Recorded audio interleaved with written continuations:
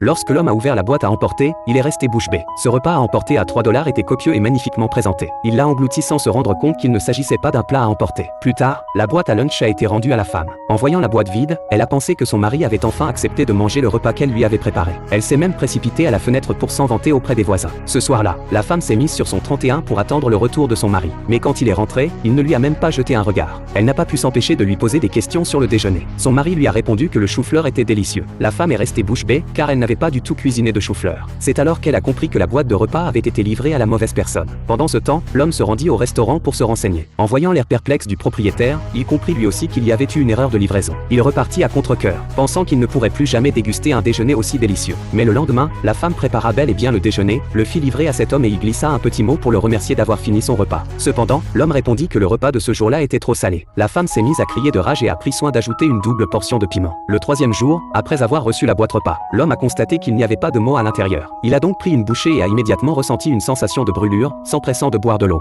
Ce soir-là, la femme a reçu sa lettre d'excuse. Sans s'en rendre compte, ils étaient devenus des correspondants à la fois familiers et étrangers. Chaque jour, la femme préparait soigneusement les repas et se plaignait de l'indifférence et de la froideur de son mari. L'homme suggéra à la femme d'avoir un autre enfant avec son mari, pensant que cela pourrait peut-être apaiser leur relation. Ce soir-là, la femme enfila une jolie robe, espérant que son mari l'apprécierait. Mais il partit sans même lui accorder d'attention. Cependant, alors qu'elle lavait les vêtements de son mari, elle sentit le parfum d'une autre femme. Elle comprit enfin la raison de son indifférence de longue date. La femme ne pleura pas et ne fit pas de scène. Au contraire, elle écrivit à l'homme pour lui dire qu'elle s'apprêtait à partir.